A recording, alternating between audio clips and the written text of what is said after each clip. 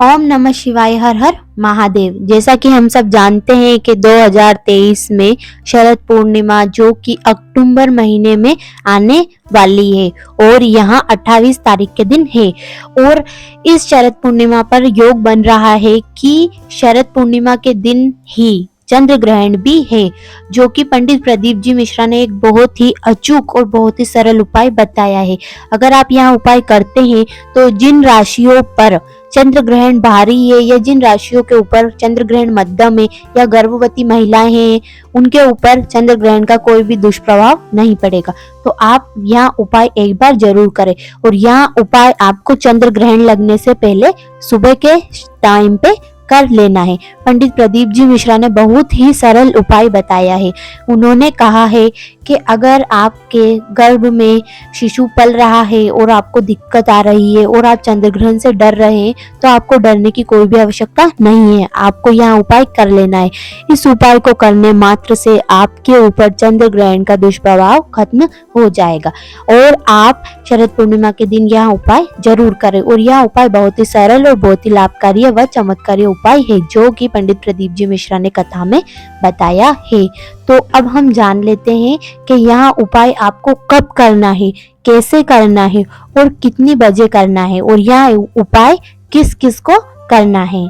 जैसा कि अब हम जान लेते हैं कि शरद पूर्णिमा जो कि इस साल 2023 में अक्टूबर को 28 तारीख दिन शनिवार को रहेगा और यहाँ चंद्र ग्रहण मध्य रात्रि से आरंभ होगा और कुछ ही घंटों के बाद यह समाप्त हो जाएगा। पंडित प्रदीप जी मिश्रा ने बताया कि अगर आप इस चंद्र ग्रहण को लेकर किसी भी तरह से परेशान है तो घबराने की कोई भी आवश्यकता नहीं है। उन्होंने बहुत ही अचूक उपाय बताया है। उन्होंने कहा है कि किसी भी तरह की अगर आपको लगता है कि चंद्र ग्रहण से आपको आघात होगा या आपके प्रेग्नेंट हो, आप गर्भावस्था में हो, तो आपके बच्चे को कोई दिक्कत आएगी, तो पंडित जी ने बताया कि आपको निराश होने की और डरने की कोई जरूरत नहीं है। आप बिना हिचक के आराम से रहिए। आपको यह उपाय करने मात्र से लाभ हो जाएगा और आपको चंद्र ग्रहण से डरने की भी आवश्यकता नहीं रहेगी। और पूज्य गुरु जी पंडित प्रदीप जी मिश्रा ने बताया कि यह उपाय आपको चंद्र ग्रहण लगने से पूर्व कर लेना है, मतलब आपको यह उपाय सुबह के समय कर लेना है। पंडित प्रदीप जी मिश्रा ने कथा में बताया कि अगर आपने किसी पंडित से पूछा हो चंद्र ग्रहण के बारे में या किसी पंडित ने आपको बताया हो कि आपकी राशि पर चंद्र ग्रहण खराब है या आपके नाम के लिए चंद्र ग्रहण खराब है, तो पंडित प्रदीप जी मिश्रा ने बताया कि उन लोगों को भी घबराने की आवश्यकता नहीं है, उन लोगों को भी यही उपाय करना है। और यह उपाय करने से उन लोगों के ऊपर चंद्र ग्रहण की परछाई तक नहीं आएगी, चंद्र ग्रहण की जो हानिकारक किरणें हैं वो उन तक नहीं पहुंचेगी। पंडित प्रदीप जी मिश्रा ने बताया कि आपको एक बात का विशेष ध्यान रखना है कि जिस समय चंद्र ग्रहण गिरेगा और जिस समय तक चंद्र ग्रहण समाप्त होगा, उस समय आपको अपने घर पर ही रहना है। कितना ही अर्जेंट काम हो, कितना ही जरूरी काम हो, आपको अपने घर से बाहर नहीं निकलना है।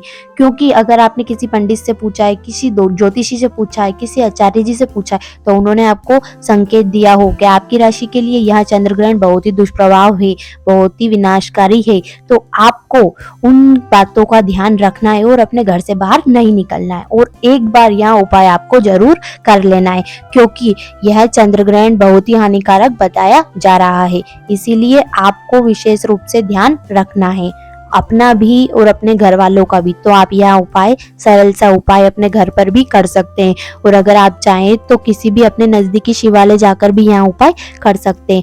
और आपको यह वीडियो एंड तक देखनी है ताकि आपको पता चल सके कि आप को उपाय में क्या करना है। अगर आप पूरी वीडियो नहीं देखते हैं तो आपको उपाय पता नहीं चलता है और उससे फिर आपकी इच्छा पूरी नहीं होती है। पंडित प्रदीप जी मिश्रा ने कहा है कि पूर्णिमा साल में एक बार आती है, तो अगर आपकी कोई भी मनोकामना हो जो पूर्ण नहीं हो रही है तो भी आपको यह उपाय कर लेना है और आपको चंद्र ग्रहण से बचने के लिए तो यह उपाय करना ही है। तो अब हम जान लेते हैं कि उपाय क्या है और उपाय को कैसे करना है। पंडित प्रदीप जी मिश्रा ने जो उपाय बताया है, अब हम यह उपाय जान लेते हैं। तो आपको उपाय करने के लिए क्या करना है, आपको एक आखा चावल का दाना ले लेना है। वहाँ चावल का दाना कटा पिटा नहीं होना चाहिए, टूटा फूटा नहीं होना चाहिए, मतलब खंडित नहीं होना चाहिए।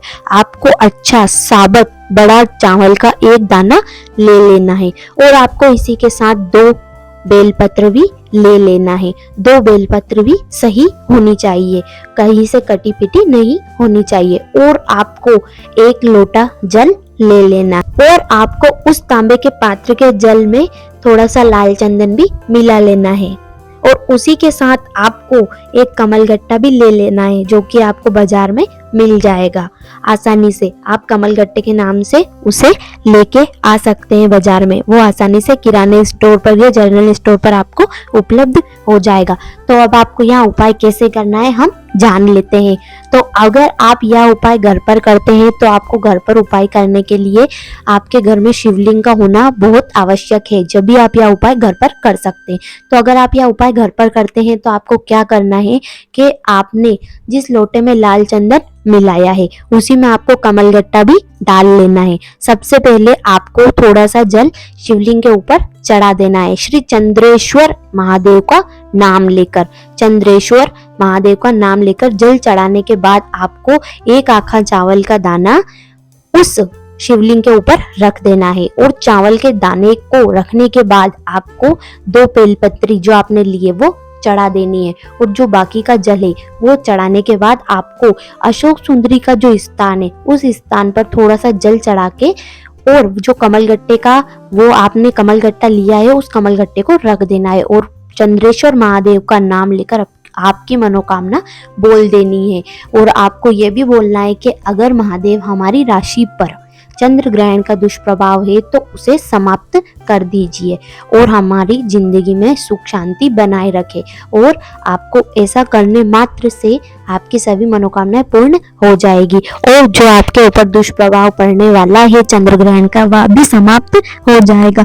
और अगर आप किसी अपने नजदीकी शिवालय जाकर यह उपाय करते हैं तो आपको क्या करना है कि आपको उस लोटे में कमलगट्टा डालकर नहीं ले जाना है, आपको लाल चंदन डालकर ही ले जाना है।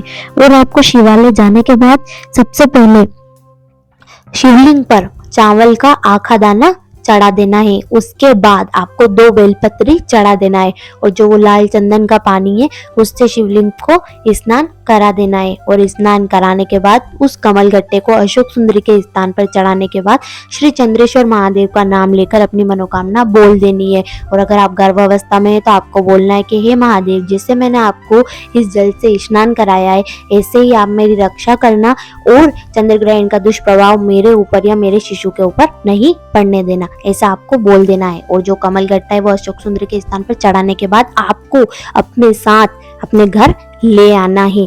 और उस कमलगट्टे को आपको अपने भगवान के स्थान पर, जहाँ भी आपके घर में भगवान रखे हो, जहाँ भी आपके घर में मंदिर हो या जो भी मूर्ति हो, जो भी आप अपने घर में पूजा करते हो पूजा स्थल पर, उस कमलगट्टे को रख देना है और थोड़ा सा जल भी बचाकर ले आना है।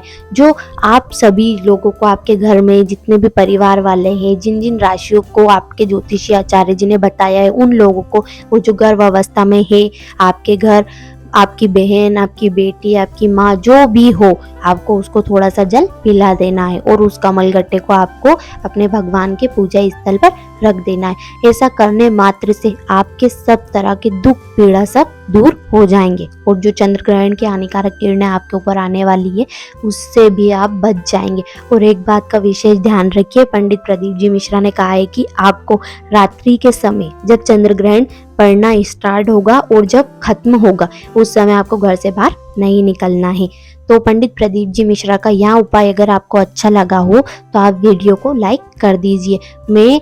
मैंने आशा करती हूँ कि मैंने आपको बहुत अच्छे से यह उपाय समझाया होगा और मैंने चंद्र ग्रहण के बारे में भी आपको इस वीडियो में संपूर्ण जानकारी दे दी है।